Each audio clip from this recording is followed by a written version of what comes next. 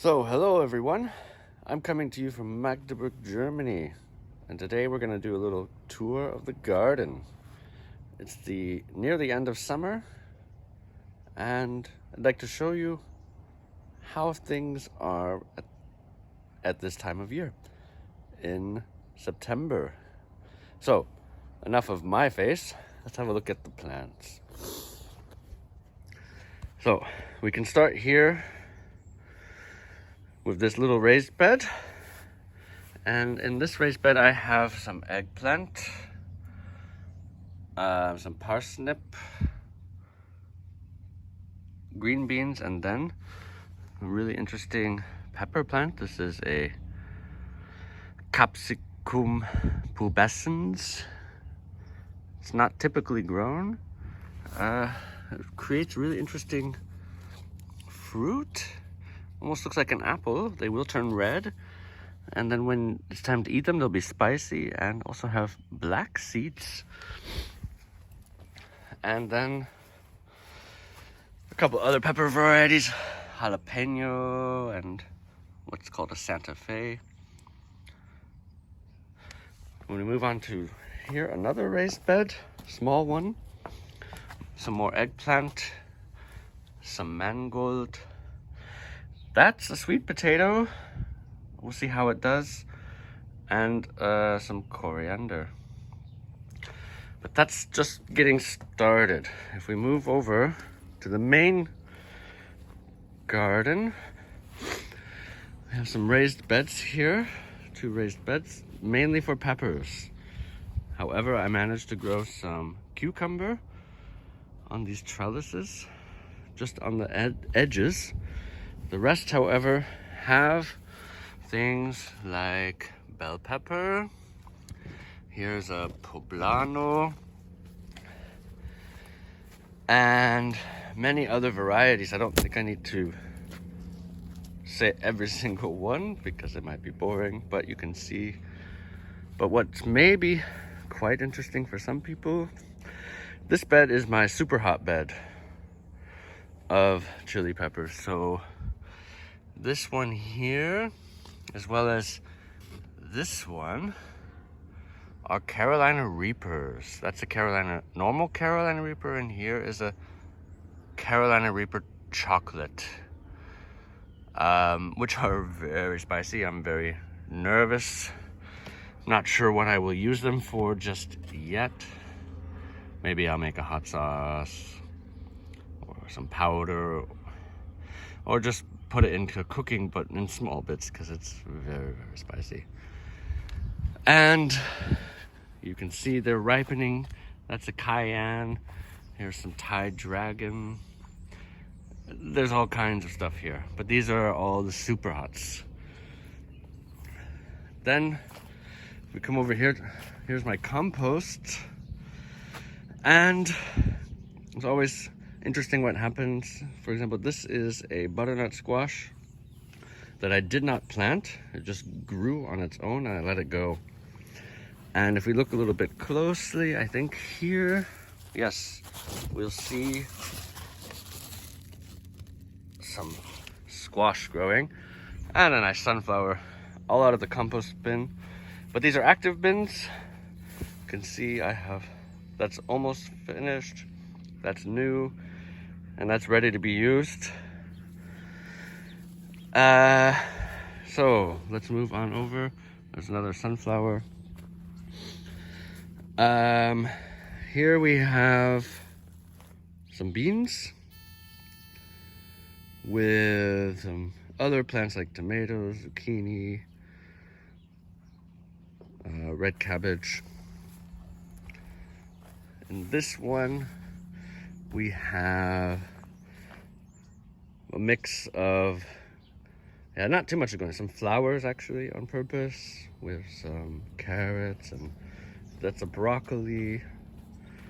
Before this was all garlic. That's why it doesn't look so great, because garlic finishes in June, and I was a little bit behind on planting, and as well as many things didn't make it. Maybe you can see here, that's a kohlrabi, and it's continually being eaten at by slugs. I have a slug problem this year, and I try to fight it, but they're very, very difficult too.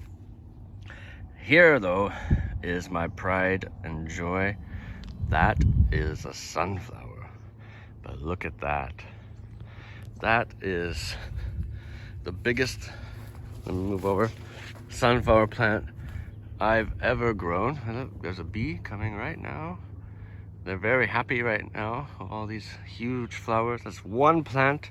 It's nearly 3 meters tall, and it looks like 10 or so, maybe more heads just from one. And the trunk of this is almost like a tree. I've had to support it, but that is massive, but cool. Then we come over here, some more beans. Before I had an A-frame growing beans as well, but they've all been finished. I've harvested them. And this is my tomato bed. Again, we're talking late summer, so that means a lot of these tomatoes have been harvested, but they're still going. We had a lot of wind here, which blew over a lot of these plants, and because of their weight, they're also struggling to, they've overgrown their supports, which is a tricky problem. You know, you could either call it good or just let it grow on its own, so they kind of grow wild. For example, if you look here, it's kind of snapping. I'm not heartbroken about that because, like I said, I've already harvested a lot.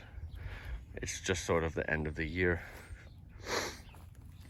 And then the final bed, the front bed here, we have, for example, some zucchini coming in real nice.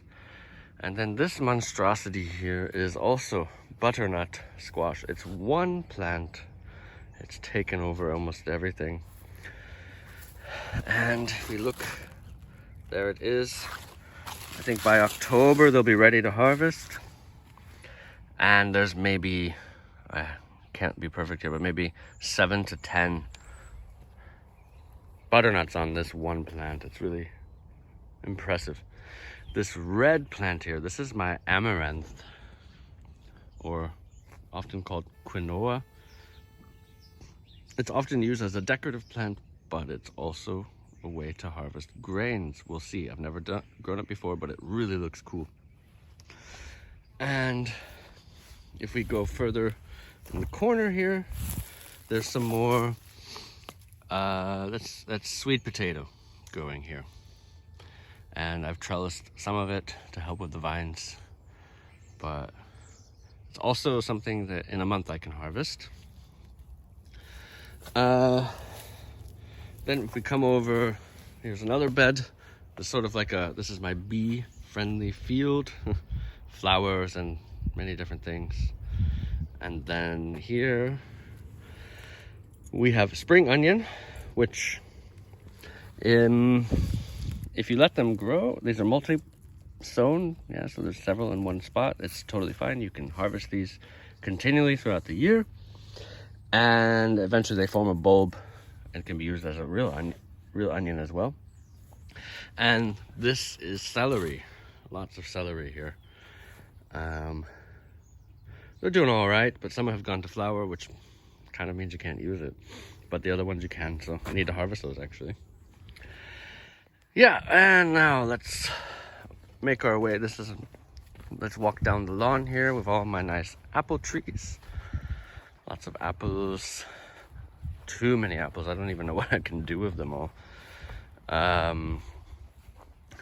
well as my cherry trees. So we're moving down. Oh, here's the side of the house. These are sort of all vining plants that should make flowers, but well, they haven't this year. I don't know what's going on. But what I really want to have is a grape plant, grapevines, and this is, yeah, planted last year, sort of like just before winter. And we had a hard winter, so it needs to recover a bit. So slow growth this year, but next year, this will probably, maybe I will have it take over this whole wall and remove these maybe. We'll see. Then over here, I have my strawberries. Of course, they're all finished. And in this bed, I had also some potatoes. They've all been harvested. And some last minute carrots growing with weeds. And then we have, here was my sort of farm of corn. I've removed about half the stalks. Everything's been harvested. This was supposed to be my three sisters' bed. The concept being you have corn with beans. And here you can see there are beans here.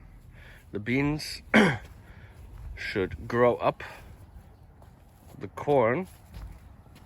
And then you have these nice beans here. And they go up the stalks of the corn for support. And then interplanted was also more pumpkin. However, I planted my corn too close together and they didn't get enough sunlight. And you can see they're not looking so well.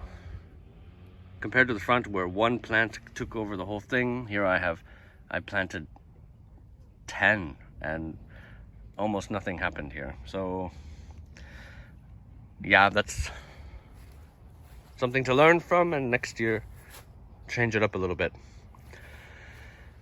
So we're almost done here. If we move further down, it's the back half here, and here is the second half of my garden. Still in development. These things do take time. There's lots of apple trees here. In my back wall here, I have, well, just an experiment. I planted a bunch of sunflowers. In between are corn again. These are decorative corn. They come out with like these really cool colors. They're not for eating, more for the Thanksgiving table. So far, I've only got one little one. But this is just a trial, really. I'm not so worried. And then we have the side garden here. I think it's mostly just trees. I haven't done much for planting yet because this used to be almost like a jungle, grass up to your head. But it's coming along nice. Right now just grass, and we'll see what I do with planting. So that's the garden tour. I hope you enjoyed it. Hope you get inspired to do some yourself. Thank you.